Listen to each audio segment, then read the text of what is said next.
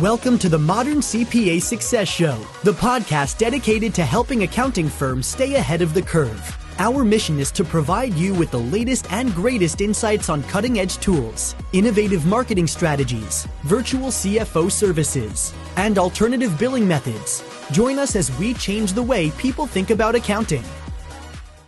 Hannah, how are you doing today? I'm good. How are you? I'm doing really well. I'm excited for our listeners to listen to this episode of the podcast. I'm curious, any particular big takeaway that you had for what people are about to listen to?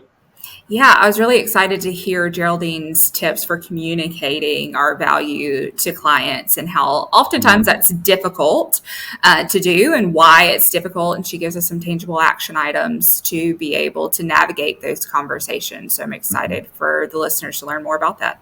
And as a guest, she has an experience of working with CPAs directly as a business owner, and that leading to an experience of now coaching and working directly with the CPA profession. So I think she's got a lot of credibility in the way she talks about how CPAs over and over, I'm just like, yep, that sounds a lot like the way I feel, the way I've heard other accountants feel, things like that. So I think people will get a lot out of that as well.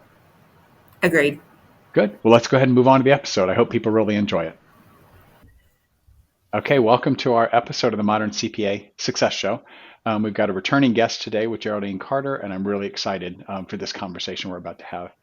My co-host today, Hannah, is one of our virtual CFOs. She works with us here at VCFO I said that completely wrong. I'm going to start this again. I always think I'm so good until I start doing an intro and then I screw everything up. Okay. Welcome to our episode of the Modern CPA Success Show. Our guest today, Geraldine Carter, is a returning guest, and we're very excited for this conversation. My co-host, Hannah Hood, is a virtual CFO here at the Virtual CFO presented by Summit with Anders. Hannah, welcome to our program today. Thank you so much for having me. I'm excited to be here. I'm Tom Waddleton. I'm also one of the virtual CFOs here. So our guest. So Geraldine Carter had previous jobs as an adventure travel guide, and she also is a co-founder of Climate Ride, and she was her CFO. And I'm excited to hear more about this story because as her CFO, her experience with her CPA actually led her to a totally different career path. Geraldine, welcome, and can you tell us just a little bit more about that story and kind of what happened there? Sure, yeah. And hi, Tom. Hi, Hannah. It's great to be back with you.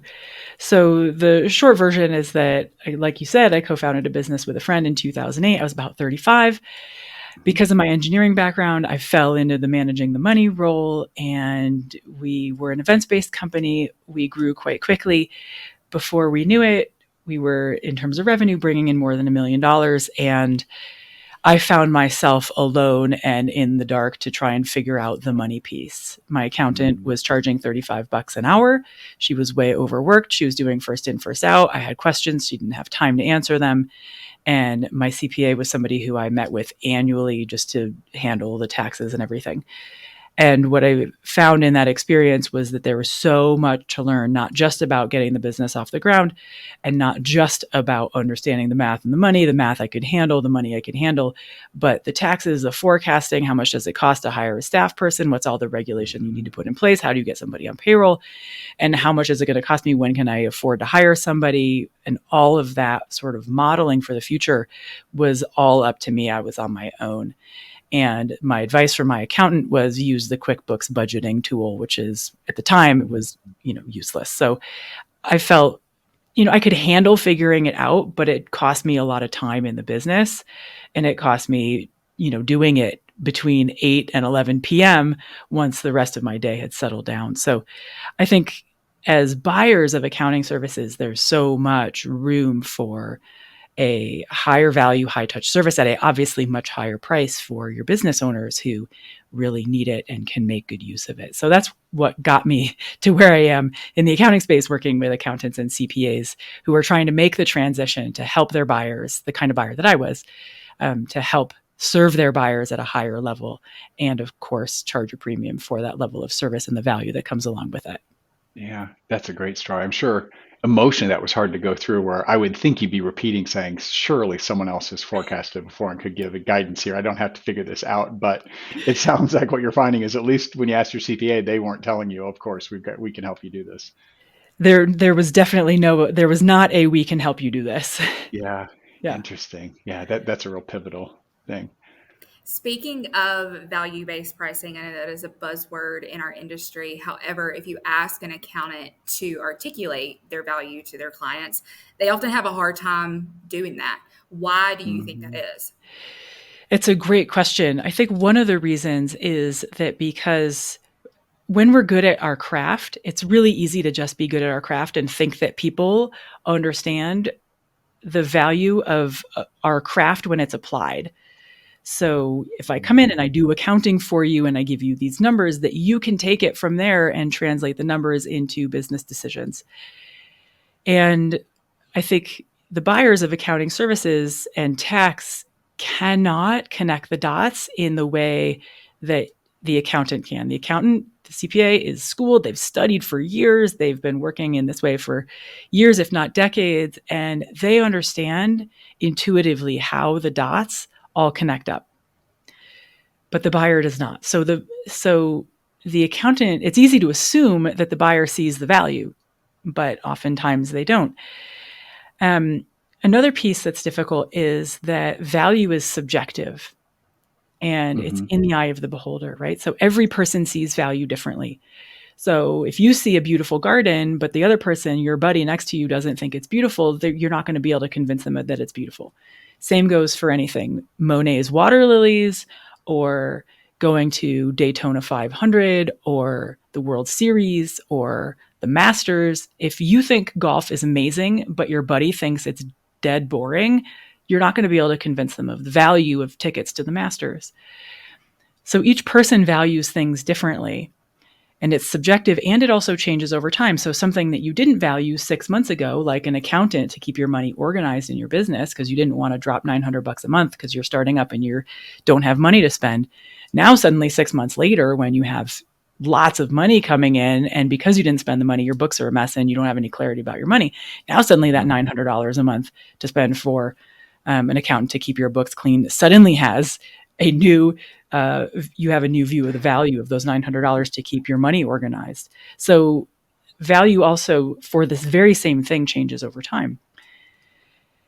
And even money itself is subjective when it comes to value. You think that $20 is $20 and has the same value, but $20 to a person with empty pockets holds a lot of value compared to the very same $20 to a person whose pockets are overflowing. Even money, a $20 bill, has subjective value. And then time has subjective value. Some people have a lot of time and no money, and some people have a lot of money and no time, and everywhere in between. So there are, when it comes to accounting and advisory and fractional CFO and fractional controller, your buyers value all kinds of different things. And that value is subjective. It changes over time. So from buyer to buyer, especially if you have clients who are all over the map, manufacturing, retail, e-commerce, and a physical therapist, establishing the value for each of those buyers is going to be enormously difficult. They will assess the value differently because they are all in different situations. So when it comes to value pricing, in order to assess the value, in order to help understand how a client values your service, it requires having a conversation with each one of them to determine the value. And when we're too busy as providers, we don't make time for that conversation. And when we don't make time for the conversation, we can't understand the value. And if we can't understand the value, then you sure can't value price. Mm-hmm. That's a great description. In the conversations, and that was the one I was thinking, when it's subjective, of course, you have to find out individually what it looks like. Do you think of some questions? So if you ask someone the value, that can be potentially an awkward question, or maybe someone hasn't thought about it before. Yeah. What kind of things would you suggest if you're talking to a client to really understand to them what's important? So if you ask the question, what is the value of this to you, chances are good they're not going to come up with a very useful answer. So we come at it from the back door, and you can ask the why questions, which are why me, why now, why in this manner. Mm-hmm. And what we do with these questions is play a little bit of devil's advocate and set it up like, listen, I'm just trying to understand what about this is meaningful to you or is valuable to you so that I can make sure that in working together that we get you what you need. And, I want to know where your dartboard is on the wall. And So it might sound like I'm trying to talk you out of working with me, but really what I'm trying to understand is what's most important to you. So why me? There are 1,000 CPAs in Dallas. Why did you pick me? And they'll probably say something. Well, if they say, well, I just Googled you and you were the first one on the list, well, your answer. You don't have a lot of value relative to the other CPAs around the corner. Right. But if they say you came highly recommended when I said I needed to talk to somebody who was a specialist in flipping real estate investments in Indianapolis, your name, everybody said that I had to talk to you. You were the guy. So now you know that they value that you're the specialist and you're the one who knows everything about flipping real estate in Indianapolis, and that they perceive that having specialized expertise is valuable to them for some reason. We need to keep digging and find out what that reason is. You can ask, why now? Like, why not 6 months ago? Yep. That would have been a great time to change CPAs. Right now, it's the middle of tax season. Right now, it's December. The holidays are coming. Right now, it's summertime. Let's all go to the beach. Why now? And they might say something like, well, we're pivoting in our business and we have this huge growth plan and we need to have clean numbers and we need to work with somebody who's a pro and who we can get a hold of. So we have to do this now because we have a big growth plan to get going on next quarter. If they say, well, I just felt like I was kind of bored with my CPA, then you know that maybe now is not that valuable to them, right? Right. And if you say, why in this manner, like, why not just go to Bench, or why not use FreshBooks, or why not use Wave, or why not just have your spouse do it? And they're going to say, oh no, I can't have my spouse do it. We tried that. We almost got divorced. Or they might say, no way, I can't do automated. Why not use TurboTax? Why use a CPA in person when you can just use TurboTax? It's only $495 or $1495. And they say, no. And they will tell you why not that way. They'll say, I can't do automated. I just have too many things going on. I don't understand it. I don't trust it. And I need somebody, I want to talk to a real person, because a real person is going to take the time to understand my situation and make sure that I'm doing everything right and have everything buttoned up. And they're going to make sure that I haven't forgotten everything. So they will tell you why it's valuable. We need to simply tune our rabbit ears to be listening for the words that they say in the buyer's mind, why it's valuable to them. Once you learn how to have that conversation and listen for what's important to them, then you can begin to assess the value. Yeah, that's a great example. I have a new client who is on with us who has said a number of times the main reason he switches because non-responsiveness by his previous accountant. Yeah. And he's mentioned enough times I can tell how much it bothers him, but it's really cute up to me that when he asks questions, I make sure, and it's nice because I'm like, there's a really low bar if I just answer your question. Yeah. But he's told me that's really important to him. Yeah. To have that done. And so that's been a really helpful thing. And we've also, being in a niche, we've had people say, hey, what we want from you is you work with digital agencies. So we really want that experience. And so in the same thing, they're telling us what's important. Yeah. Yep. And your clients, chances are excellent that clients are on the hunt, prospects are on the hunt for an accountant or CPA who they can get a hold of, because there's so many right now who are so busy, who are overbooked beyond capacity, who have said yes to more clients than they can possibly serve at too low of a price, which has set themselves up to be unable to respond to their clients in a way that's useful. And the client, if they have a business that's moving relatively quickly, that client is looking for some answers, some numbers in order to be able to make a business decision. And if the CPA doesn't get back to them until inside 2 or 3 weeks, that ship has sailed. Right. And now you've used your time, but you haven't provided the value, and you've almost decreased the value because you followed up with the client and that decision was made 10 days prior. And now your client is like, this is not working for me. So if in terms of pricing, when it comes to value, I know that access is a squishy, nebulous thing, but it can absolutely be compensated for. It can be captured with your pricing. And I think it's one of the more underutilized ways to capture the value that you create for your clients is capturing the access and your client's ability to get a hold of you. Elevate your firm with a virtual CFO playbook, how to land $60,000 per year clients and provide a killer client experience. This comprehensive online series of modules provides you with the essential tools to create and deliver scalable VCFO services. Developed from Summit's successful approach, which propelled them from $500,000 to over $10 million in revenue in 10 years. This playbook will equip you with the skills to take your firm to the next level. Additionally, upon completion, you can receive 24 hours of CPE credit for the course. Ready to grow your firm? Enroll now at vcfoplaybook.summitcpa.net. I've heard you give an example of how you coached someone in doing that. Can you tell a little bit about that when you look at what they have on their plate and Yeah. maybe starting from a plate of not having access and how you work through that solution? Yeah. So I'm working with somebody in a one-on-one capacity who's niched into 7 and 8 figure nonprofits. And what her clients need by and large is the same because she's already niched, which makes it really easy in a way to separate your bronze, silver, gold and provide the same level of line item deliverables, if you will, but charge a premium for very good access and charge a platinum premium for high touch access, and to vary the pricing by a significant factor. The prices are in the $70,000, $80,000 range for it's like fractional stack accounting services and CFO.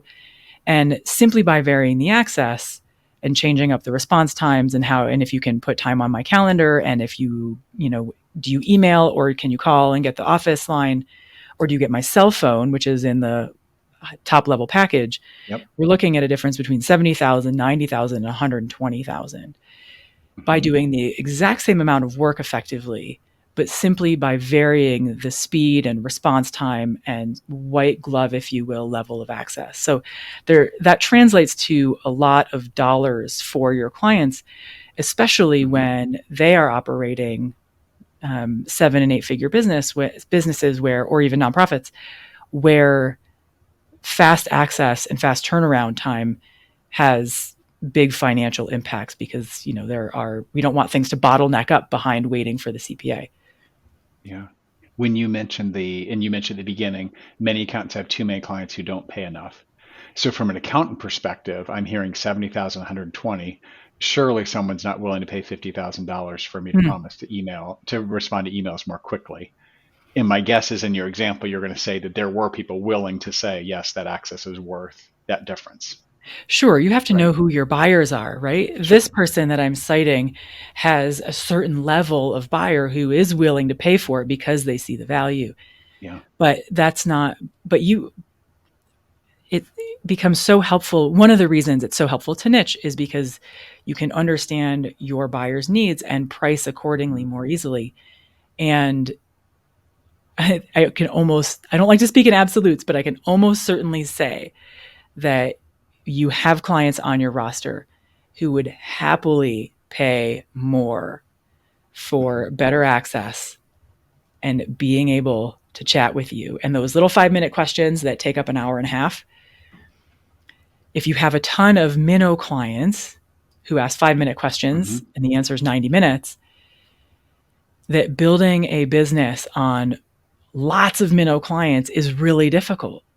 So we want to make sure that we're judicious about who we offer this level of service to and how many people we open the doors to or allow in to that level of service. Right. Because if you work with, and I just had this conversation inside with my masterminders, because I have a group program as well, that if we base our business around the startup types who are low buying power, high need, because there's such a steep learning curve at the outset, that you will quickly exhaust yourself because those folks have a lot of legitimate questions they need your help with, but are oftentimes reluctant to spend the money. So their buying power is on the lower side. It's okay to have some of those because they can kind of help, they can percolate up through your pricing structure. But too many of those will just sink you. And I think a lot of accountants are in that space of the $100,000, $200,000, $60,000 business owner. And whereas if we design services for the $1 million business owner or the early 8-figure business owner, but I think there are a lot of listeners in this space, a lot of accountants in this space who have, a handful or plenty of 7-figure business owners. They can imagine this, that those business owners too have questions and need access. And those are the ones who have more money than they have time. So if you can imagine designing services for them and protecting white space in your calendar for people who value you having protected white space in your calendar, then that's where your prices can become more premium and less for the minnows. With no offense to minnows. Of course. I think in this model, this would lend itself, as we talk about the minnows and who we're going to niche down our market to, it might look like having to fire a client at some point, or say, this isn't working, or maybe whatever that conversation is. What is your advice for accountants as they try to navigate that conversation and landing on that and feeling confident enough to go into that conversation? Ooh, it's a long answer. And so it looks like firing more than one client. So this morning I had a conversation with a CPA, and it looks like firing almost 400 clients. Oh, wow. Okay. Yeah. So minnows, right? I would assume. What's that? Minnows, right? Lots of minnows. Yeah. Yes, it is. It's minnows. And these are folks with 5-minute questions, and quick questions are by nature, by definition, short. It's the answer that's long. Yeah. It's why you get roasted on quick, air quotes, quick questions. And granted, she has something like 900 clients. So 400 is a portion, but she is down a staff person. And she also knows that among her higher level, you call them A and B clients, she knows she has clients who have been knocking on her door asking for more help from her.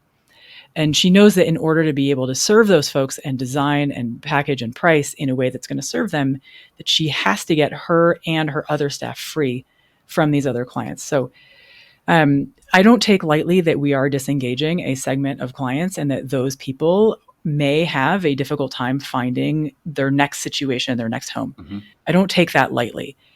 And yet we can't have accountants suffering and leaving the profession, right? 300,000 have left the profession. Right.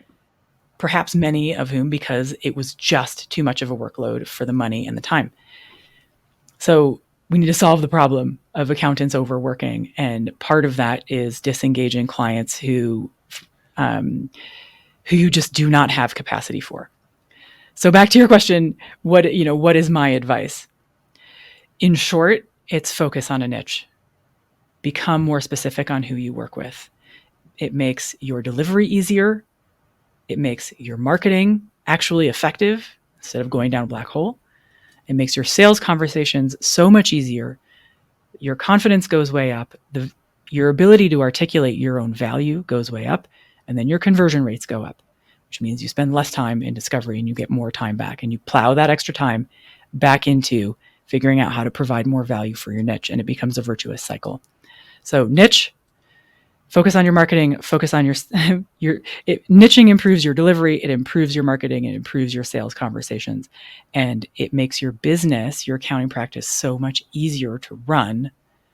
And then you can get out of the overworking cycle, and then you can focus on ways to continue to plow value back into your services for your existing clients. How confident, I'm curious, of 900 clients to get rid of 400, that's a large portion. What do you think is this accountant's state of mind? Is this oh my God, I'm stepping off a cliff and hoping this is going to work? Or do you feel like they've done enough work, they're like, nope, this is a direction. Maybe the scary part is saying goodbye to people, and that's a painful conversation. Yeah, it's both at once. Okay. In all honesty, right? These are people, these are relationships. And it's a large number of clients to let go of. And it also looks like money, right? Sure. Clients look like money because you have the invoice for the time and the deliverables, and you send it to the client, and the client sends you money. So it looks like money comes from clients, but money comes from value. So it looks like firing this number of clients is like, oh my God, all that revenue is lost or going out the door, or I'm letting go of it. And at the same time, when I say it's both, she also recognizes that on the other side of the door of letting go of these clients is an ability to sit down and focus on her 500 remaining clients who she knows she could do so much more for when it comes to, like we were talking about, access, but also facilitating profitability, right? How many accountants do I talk to of my own clients when I say, if you could do what you needed to be doing, what you know you need to be doing for your clients, what would you do for them? And they list out all these things that they just don't have time to get to.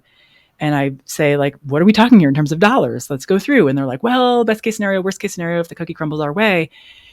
We assign dollar amounts to those different things, and we total it up, and it routinely adds up to 15% of improved revenue. So on $1 million business, you're looking at $150,000 of improved revenue. Well, why aren't you doing that to your client? Well, for your client, well, I'm too busy.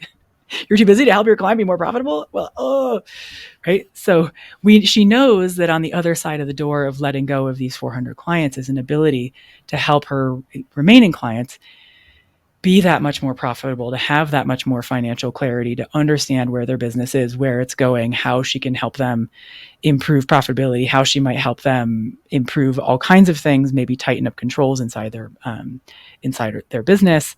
The list goes on. So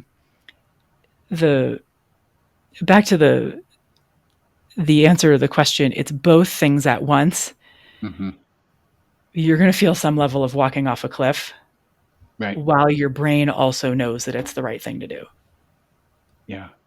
How was she able to connect the dots in terms of, I know you said that is a struggle whenever we do try to communicate value to our clients. How did she help connect those dots to her client base that she is keeping, and even those that she is going to let go? I feel like that's a manner of bridging that gap too, of making sure that they understand part of that reason why the nature of the decision that she's making is. How does she get to that point and bridge that gap? How does she bridge the gap for the clients that she's keeping? Yes. So in her case, she's niching into trades. So the questions that we ask are, well, what do business owners in the trades, what do they need? These are people who tend to work with their hands. They love working with their hands. They like building things. These are not people who, for the joy of it, hang out in spreadsheets. These are not people who, for the joy of it, sit around and tinker with numbers and model out and forecast cash flow, right? They just don't have a sort of natural propensity for doing that or an interest for it.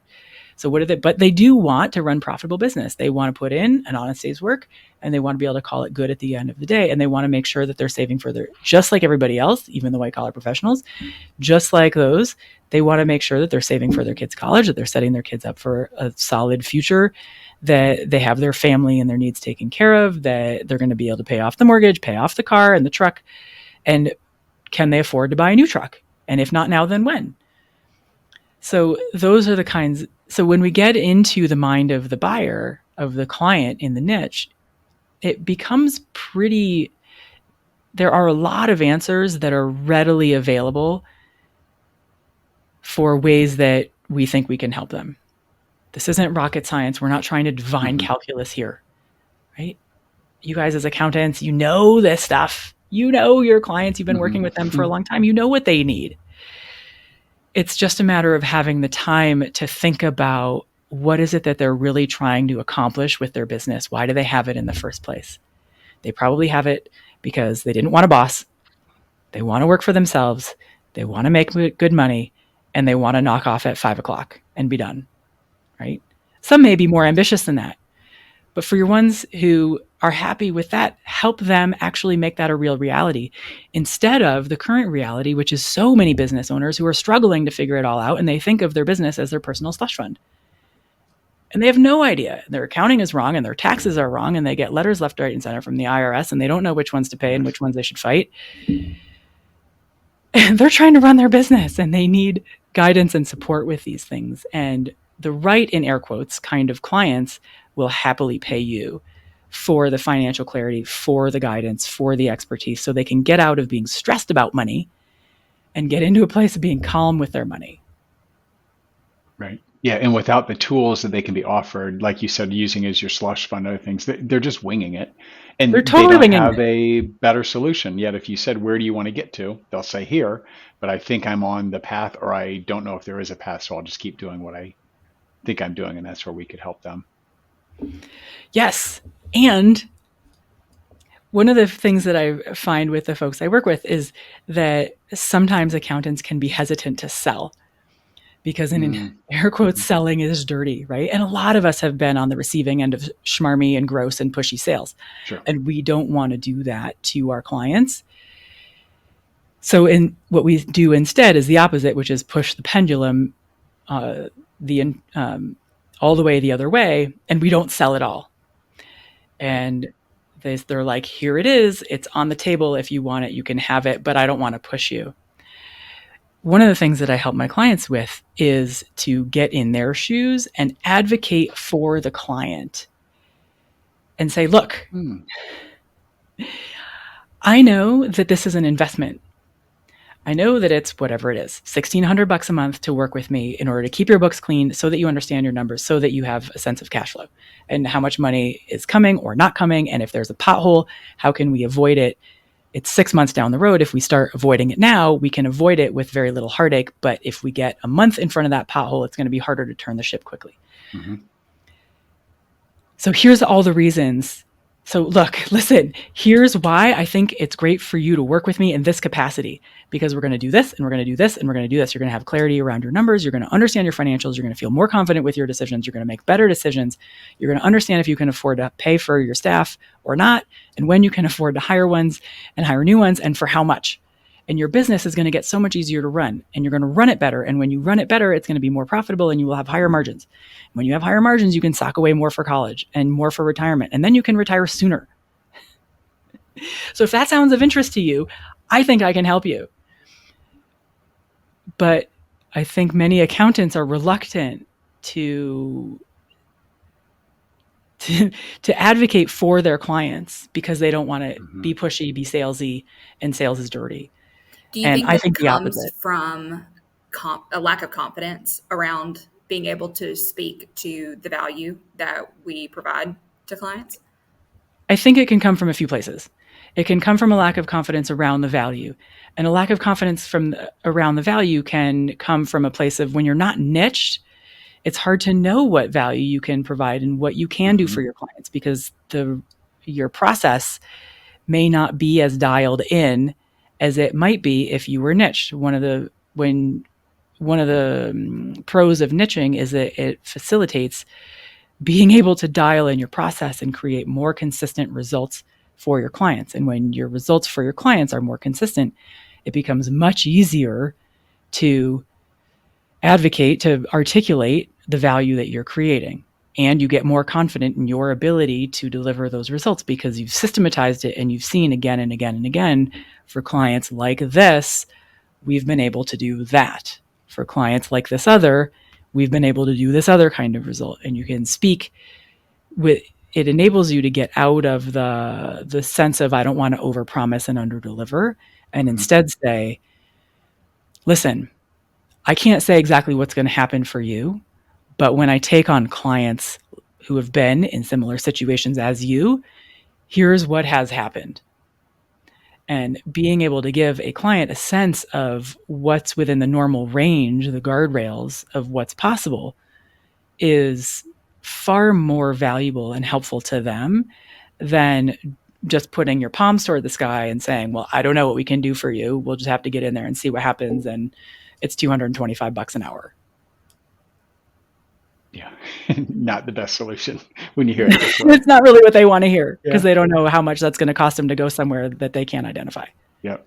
I love in your descriptions as you went through and described to the client, very little of that was accounting speak. And I think often we come from a debits, credits, tax code, things like that, that our clients expect us to know that, but they're not really interested in the details. They want us to tell them to boil it up and say what all that means to them. I have heard you mention the bronze, silver, and gold. Are you always an advocate of multiple levels of service that you're offering to clients? Is that usual? I've got packages. I've got some way to group things. I'm a fan of bronze, silver, gold because it gives your buyers a choice. Mm-hmm. It gets them out of the ultimatum of this is the price, take it or leave it. That's one choice. 2 is what's the right or wrong answer. And 3 is which one of these do I want to buy? It's a choice of yeses. Mm-hmm. It also gets you as the CPA out of what is the air quotes right price. There's no such thing as a right price. There's just prices that you assign. As mathy people, we want to get to our price by way of formula, but we get there by way of choice. So having bronze, silver, gold helps you get out of your head of what is the right price kind of panic, and then we don't offer a price and we don't find out. The way to find the right price in air quotes is to simply test it like an experiment and see what people respond to. If their eyebrows go up, they're surprised by the price. If their eyebrows go down, they're like, oh yeah, that definitely, yes. We need that sort of feedback from them in order to know if our prices are in the ballpark or not. Of course, we can key off of what other people are, how other people are pricing in our community to see what a sort of normal range is. But at the end of the day, we pick our prices. I don't always. Bronze, silver, gold is a useful starting point, but it's not where everybody has to land. It's a useful starting point out of everything custom, a la carte, all the time. And it gets us into thinking about, so just this morning I was talking to a CPA who has niched into dentist, is niching into dentist, and trying and working on his packaging and pricing. And by thinking in terms of bronze, silver, gold, he can think, okay, what does the dentist want? What's the outcome that they want? And knowing that outcome, what do I need to include in the line items in order to get him what he wants, rather than a sort of potpourri of line item accounting services. Right? So we have to remember that for your buyer, for example, who's buying a plane ticket, they're not buying the fractional use of the airport, fractional use of TSA, and the pilot's time and the drink cart. They're buying a ticket to Vegas, but they're not even buying the plane ticket to Vegas because nobody wants to just go to Vegas and sit there. They're going to Vegas for a reason. So are they going to catch a show or a conference or Game 7 of the Stanley Cup? And if they're going to Game 7 of Stanley Cup, what they're buying is the rush of adrenaline and the goals and the fans going bananas and the lifetime memories that they're going to take home because they were at Game 7 and they watched their team bring home the Stanley Cup. They're not buying the fractional use of TSA. So like you said, it's easy to talk about accounting services, but what your buyers most likely want is utterly divorced from anything that has to do with accounting services. Yeah, that totally makes sense. So one of the things we haven't talked about, I would imagine the behavioral change for many of your clients is also difficult. That yes, now I've told people they can have more access, but if I'm used to working 60 hours a week and having my calendar completely blocked every single day, even this person who's firing the 400 clients has the same risk of I'm just going to do the exact same thing. So is that also a really difficult thing to say, okay, you've done this for years and we've all agreed you have to stop, but how do you actually do that? Yeah, this is such a great question. I'm glad you brought this up because this too has also come up in conversation inside my mastermind that people what they'll say is, if I separate my tiers, bronze, silver, gold, based on access, when somebody calls me and they need me and they're inside bronze, which is compliance only, no touch, like we're just doing your books and we never talk to you, I'm going to have a hard time saying no. So what do I do? And you have a couple of options. One of them, so you have three options. One of them is they're in bronze and they're paying you bronze prices and you answer them and provide at gold level services. So don't do that. Right. There are two other options are don't sell bronze.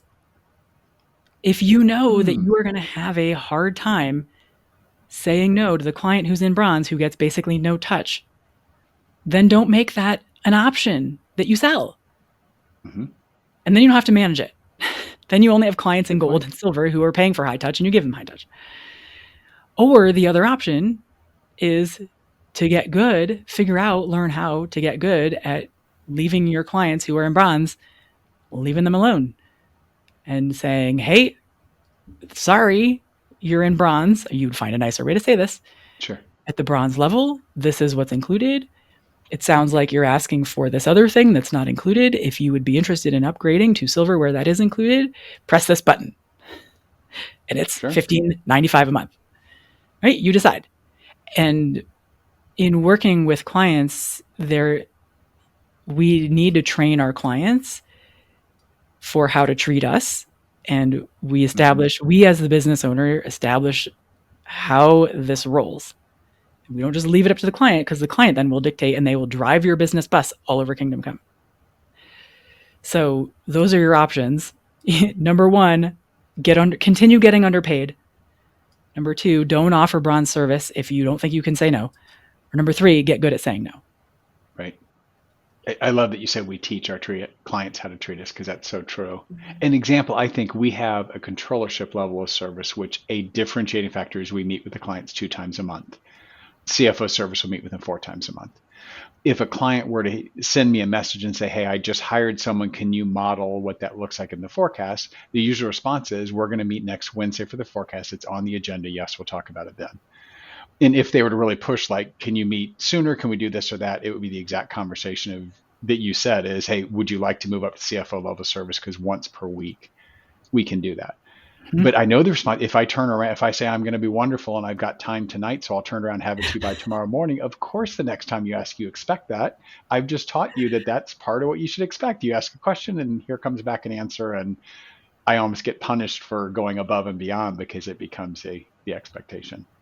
Yeah, it's, one of the things that I love about this profession is it is a helping profession, and people genuinely have a heart for trying to help their clients sure, out of sticky situations, help them understand their numbers. And I think that accountants give themselves a bad rap for the value they provide. Mm-hmm. And that desire to help people becomes a slippery slope into people pleasing. Yeah, I think you're right. And at some point, we need to get good at saying, these are the bounds. It's good for everybody that we know exactly where the bounds are. And if you would like to change lanes, here's how you do it. Because one of the risks when we overserve our clients, especially our needier clients at the lower levels, is that we become overworked. We don't have the same attention, availability, access to our creativity that our best clients need. And the risk of people pleasing, especially your lower end client, is that your best clients leave you. And now you're stuck with a batch of your lower end clients. And that's a harder place to dig out of. So if you're going to have discomfort either way, and it's business, you're going to have some discomfort either way. Would right. you rather have the discomfort of saying no to your lower end clients, or having your higher end clients saying no to you because they didn't get what they were paying for? Yeah. I think there's still a fine line, even with our higher end clients, in terms of the expectations that we set with them and the boundaries that we have with those clients as well. I know I had a situation with a client who emailed me at, I think it was 9:30 at night, and I happened to be online working at 9:30 at night that night. And I was like, oh, I can just answer that email right now. And I caught myself and I was like, I'm not.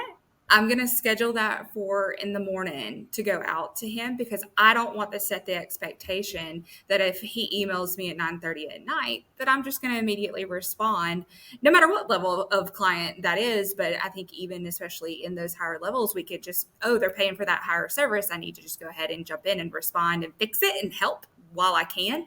But there's still some boundaries and some guardrails that I think need to be respected and set. And those are set usually by us. And we've got to be intentional about doing that with those clients too. And I would also worry about my accountant who's answering email at 9:30 at night. It's a great point. No, and I also don't want my accountant tired from a long day answering, what might be, I wasn't there for the email. But I want their sharp brain in the morning when they're fresh. Right. Not their tired brain at the end of a long day. Yeah. Sure. Good point. And also, that's what schedule send is for. Yes, exactly. Yes. That's exactly what I did. Love that option. Okay, as we start to wind this down, Hannah, I'm going to start with you. If this has piqued someone's interest, I would love you to kind of, one big takeaway for someone who's listening going, as I hear some of the things that maybe we could be doing better, I'm checking boxes saying I don't do those things great. What do you think is one takeaway from our conversation today? I think a takeaway is, if you are not niched, figure that out. I feel like it all circles back around to that in terms of how we communicate our value and be able to determine what that is for a specific market by tapping into, like you said, their brain and understanding their pain points and building off of that and how we service those clients. So that was a big takeaway for me. Excellent. That I think is super valuable. Geraldine, how about you? Oh my goodness. I keep coming back to, for CPAs, how much value they can create for their clients in onboarding processes that are smooth, in ongoing monthly that is smooth, communication that is seamless, access that's available, and providing the results that the clients are looking for. And I can't think of a better time to be a CPA than now, because of the technology that's coming, that's facilitating this, and the supply and demand. It is a seller's market. The market is in your favor. So take advantage while the tide is rising. Excellent. Yeah, for me, I think, and you had mentioned you're going to have that pain one way or the other. I think if I'm looking at my own self 5 years out and saying, I don't think I can sustain at this level, and if I'm honest with myself and saying, I don't think that my clients are probably getting the best version of me, then I have to think of some of these things and say, what is it? And I think you've given a lot of these different steps that are in there. So one of the steps might be working with you. I would love you to tell us a little bit more about how people can continue listening to you, learn from you, connect with you. Help us with sure. that. Happy to. Thank you. So for people who thought this conversation was helpful and want to dig in a little bit more, I too have a podcast for accountants and CPAs. It's the Business Strategy for CPAs podcast. They can also check out my website, GeraldineCarter.com. And for folks who are looking for ways that they can create value and prompts, I have a 72-item checklist for your listeners. They can get it at GeraldineCarter.com/value.